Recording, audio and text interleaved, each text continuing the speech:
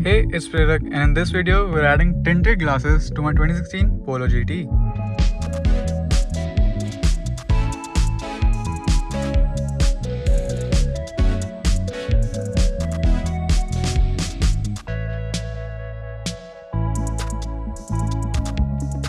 These glasses were offered in Polo, Vento and Rapid after the year 2020. They all had a dark green tint. Now, many cars have a slight green tint, but this is dark green specifically. Even the windshield and the rear glass had a UV cut on them, which added to the resistance to UV obviously, but these dark green tinted glasses added to the resistance of infrared radiations. Before I begin the installation, I wanted to answer a couple of questions that were very common. In the last video, I asked if you had any questions about the dark green tinted windows, and you had a lot, but some of them were really common, so let me answer them. The first common question was, are they legal? Yes, it is totally legal because this is not a film, it is a tinted glass. The glass in its entirety is tinted and there is no film on it. It is a tinted piece of glass and it was offered by Volkswagen, so it is totally legal. The second most common question was procurement and cost. These tinted glasses are available at the Volkswagen dealership itself. If you ask the service center guys nicely, they might as well offer you the service of installing these. If you do get them by the service center, these will cost you around 12 to 14,000. This includes labor as well. The glasses itself are not too expensive. They are around 7,000, actually even slightly under that. And rest is labor and taxes obviously. Depending on the time of the year that you're watching this, these may have increased in value or decreased because these prices change really frequently. Now, I did not get these from the service center because recently I noticed a scrapyard had a white Polo highline and I saw the mirror, I saw the glasses, they were tinted, so I just asked them how much they'll give these for, and we agreed around a price of 5,000 for all four. Now, luckily the condition was actually good. The car had not been sitting for a while and the glasses were installed in the car itself. They were not removed and roaming around here and there and collecting a bunch of scratches. So the condition was good, the price was good, and I wanted to make an installation video. So I just got the glasses from them, and the stock glasses that I had have a lot of scratches and these are totally clear, and I'm glad that I changed them, and it's a huge upgrade that these are now dark green. Now with the questions out of the way and tinted glasses in our hand, let's get straight to the installation. We will begin the installation with the rear window first, as it is more complicated and time consuming. We need to first remove the door card. It is held in by 3 T30 Torx screws, 2 of which are hidden under this door handle trim. It is easy to pull out, but you can use the trim remover tools here if it is stubborn in your case. The third screw is at the bottom of the door card. With all the screws removed, the door card should be pretty loose around the speaker. You can pull it out best from that area. With all the locks undone, pull the trim upward slightly to free it from the door. To remove it completely, we need to undo the latch cable like so, and undo the pigtail connector of the window switch as well. I recommend pulling the switch out of the door card because we need to raise and lower all the windows in order to remove them. With the door card removed, we need to remove this grommet and this bigger plastic trim for easier access.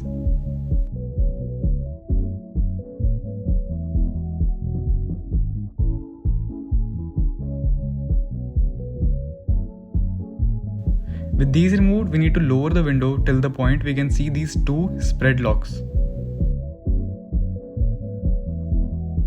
Using an M5 bolt of approximately 70 mm length, we can remove the inner plug. Just thread the bolt in enough so you can feel it at the back of the plug as well.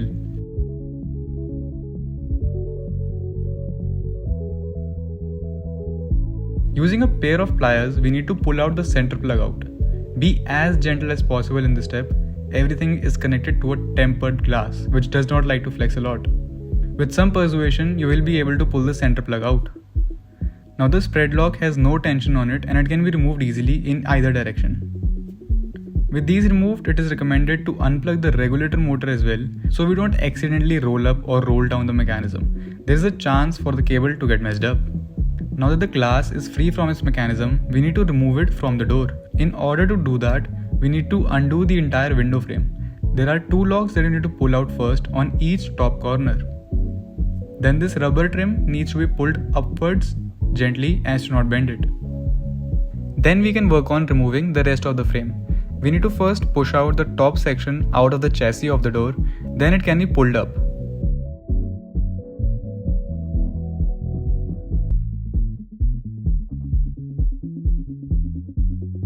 Some force might be required here. Take note of how tight it is on this side. It will be equally as tight when you're trying to install it back in. Now the glass can be pulled out easily. With the rear glass removed, we can move to the front. Same as before, we need to remove the door card first, with its 3 T30 Torx screws, 2 under the door handle and 1 at the bottom.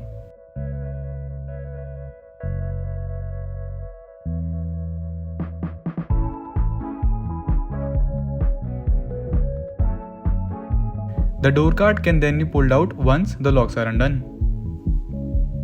The driver door card has a couple of extra connections: the lock button, ORVM knob, alarm status light, door latch cable and the window switches. All need to be undone in order to free the door card from the door. With the card removed, removing the glass is very straightforward at the front. Remove the same grommet and the plastic trim as before.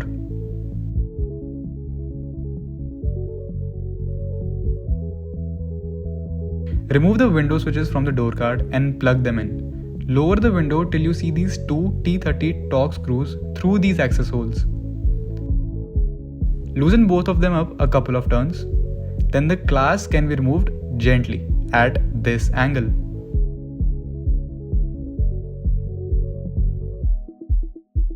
As a quick comparison, we are going from this to this.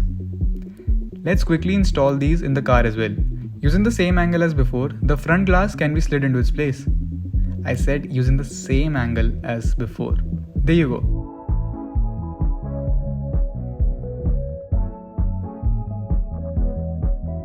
Slowly lower the glass down, make sure it has made good contact with both the pinch points, and tighten the screws to 8 Newton meters. That is pretty much what your hand will allow as well, so hand tighten it till it feels good. For the rear glass, we do the same process. Make sure it is going in the channel correctly and resting on the mechanism. Slowly lower it till it matches with the holes of the mechanism. Once that is done, we can reuse the 2 locks. First, insert the spread plug using your fingers.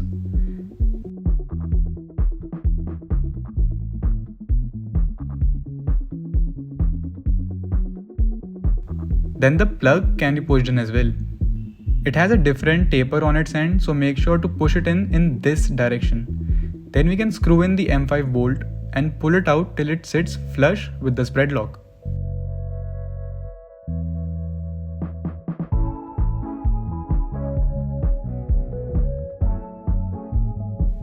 Once it is flush, the bolt can be removed and we can put back all the trims that we removed earlier. I gave it all a quick clean as well, as it was removed and accessible. It has a lot of felt parts in it that can use some cleaning to avoid scratches on the new glass. This triangle section will require the most amount of force to go back in, and I think this was the trickiest part of the entire installation. It just asked for some force and went right in its place. Rest of the frame with its 2 locks was installed and I gave the glass a quick clean.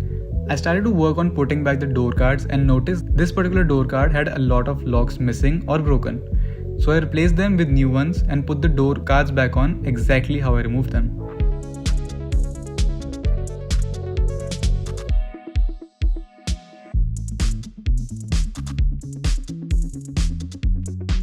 And this was the final result.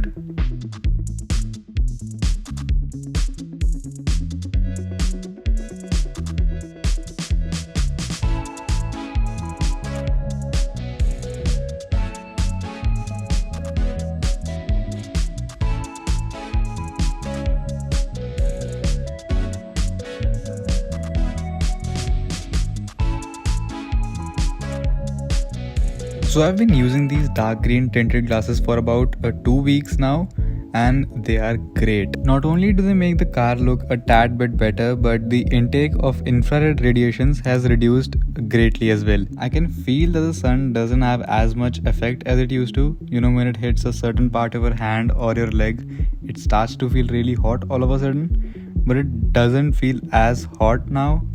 It takes a lot longer for you to even notice that the sun is hitting that spot.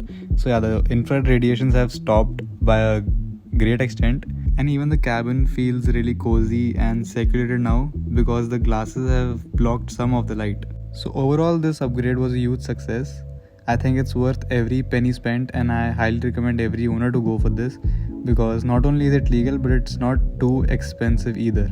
So that was all I wanted to share on the topic of installing dark green tinted windows in my car. In the next video, we are most probably adding puddle lights as cleanly as possible. So stay tuned for that video. Thank you so much for watching, and I'll see you next time.